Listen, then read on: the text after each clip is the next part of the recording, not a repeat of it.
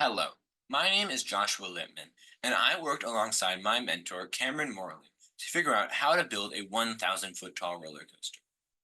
And I wanted to figure this out because I have a passion for roller coasters and a love of physics.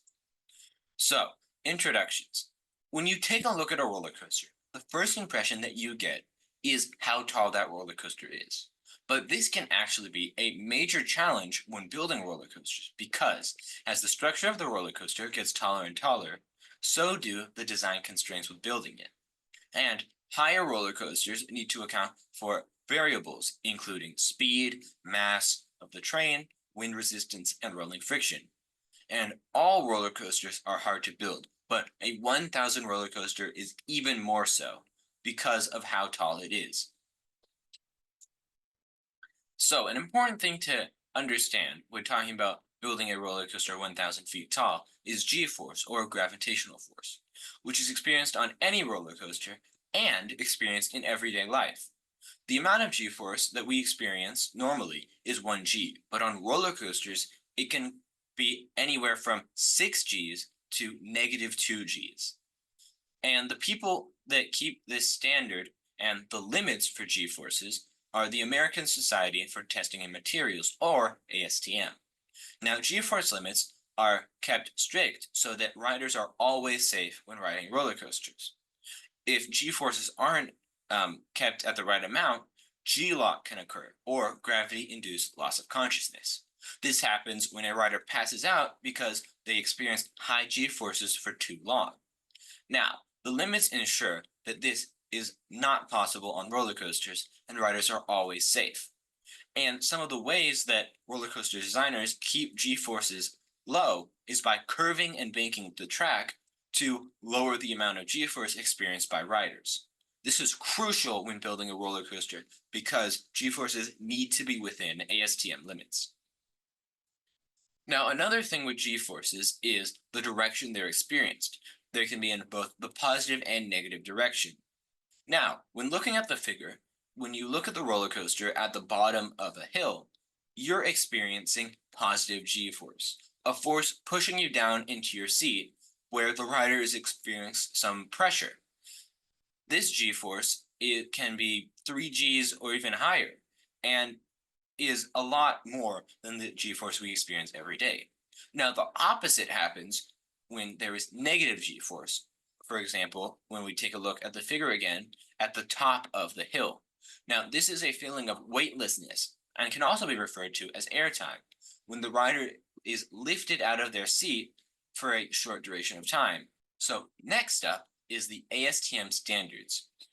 Now, like I said before, ASTM, the American Society for Testing and Materials, keeps limits for all g-forces so that riders are always safe. Now, as we take a look at the figure, we can see that there are 3 different axes for the 3 different axes that forces can be experienced. Now, first off, we can take a look at the z-axis, which are the forces we just described, positive and negative forces that are experienced either up, lifting you out of your seat, or down, lifting you, pushing you down into your seat. Now, these are vertical g-forces, but if we take a look at the y-axis, those will be lateral g-forces, or forces that you experience when you're pushed to the left or the right of the car. Now, the final g-force is experienced in the x direction and are longitudinal g-forces. These happen when the ride is either accelerating due to a launch or braking when the ride comes to a stop. Now, seat restraints are extremely important because they keep the rider safely secure in the train, and ASTM has specific standards for what restraints are allowed. The more restrictive the restraint, the higher g-forces can be experienced. So, taking a look on the left with the first restraint, this is a lap bar and restrains the rider's lower body. This is the least restrictive restraint, as besides the lower body, the rider is not restricted at all. While this restraint is safe, lower g-forces can be experienced at certain points of the ride. Now, taking a look at the second image, the over-the-shoulder restraint, restricts both the lower body and upper body, as it now has a shoulder restraint. The final restraint is a prone restraint, experienced on few roller coasters, but keeps the rider in a still or nearly still position, restricting basically the rider's whole body. Now, this restraint, being the most restrictive, has the highest g-force allowed for certain points on the ride. So, taking a look at my results from calculations I did to figure out what is possible on roller coasters, we're first taking a look at a sort of worst case scenario, a free fall of a coaster. And this is basically taking a look at just g-force. The train is just experiencing g-force at both a height of 500 feet and 1,000 feet. And for both of these cases, the g-force is experienced as the train hits the bottom or the ground are way too high. They are about 11 Gs for the 500 foot and 16 Gs for the 1,000 foot. But both of these forces are not within ASTM standards, which are about 6 Gs at the most. Taking a look at the next calculation, this is a more realistic example of what forces could be experienced on a roller coaster. So this takes into account both friction, drag force, g-force, and normal force. And we can see that it is angled at 60 degrees down a vertical slope. So as the train rolls down the slope, it experiences all of these forces at the same time, and something that a real train would experience. Now, this is at a height of 1,000 feet, but as the train slowly rolls down and picks up speed, it will eventually reach terminal velocity, making the equation much easier to solve. Now, when we finally get our results for this, we get 3.04 Gs when the train reaches the bottom of the hill. And this is within the g-force limits, as I previously mentioned, being about 6 Gs at the most. Now, compared to the 16 Gs, this is a big difference, and why curving the track can be so important for roller coasters. This is within ASTM's limits and shows that a 1,000 foot tall drop can be built safely. So next, I would like to show the model that I made of a possible roller coaster. And first, I want to talk about the structure, because one main thing with building a roller coaster and a difficulty is the structure and support system that go along with a roller coaster. But a solution that I figured out was that using a mountain to be the center structure of the roller coaster makes it much easier to design safely. Having this mountain there means that less structure pieces need to be used and is a center point for the majority of the coaster. Now, this model was designed in No Limits 2 along with FVD++, which are two roller coaster modeling softwares. And taking a look on the next page, we can see the 1,000 foot tall roller coaster drop. And I'd like to explain sort of how the layout works. Now, it consists of 5 different launches, and the roller coaster slowly wraps around the mountain, sort of stepping up after each launch.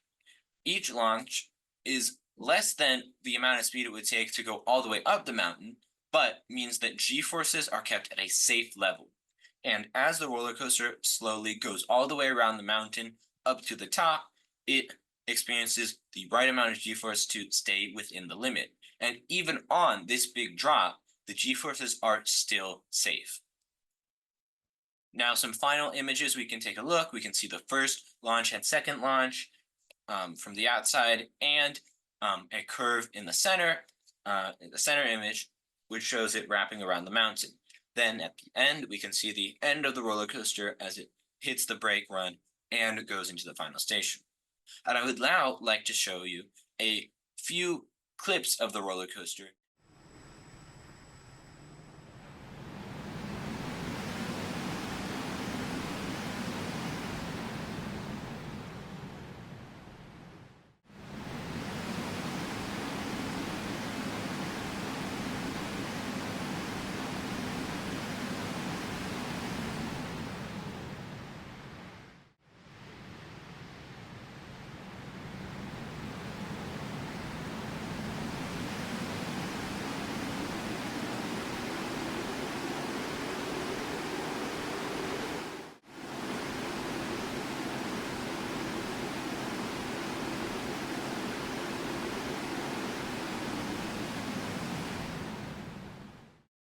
So one more thing to talk about before we wrap up is the difference between a 500-foot tall drop and a 1,000-foot tall drop.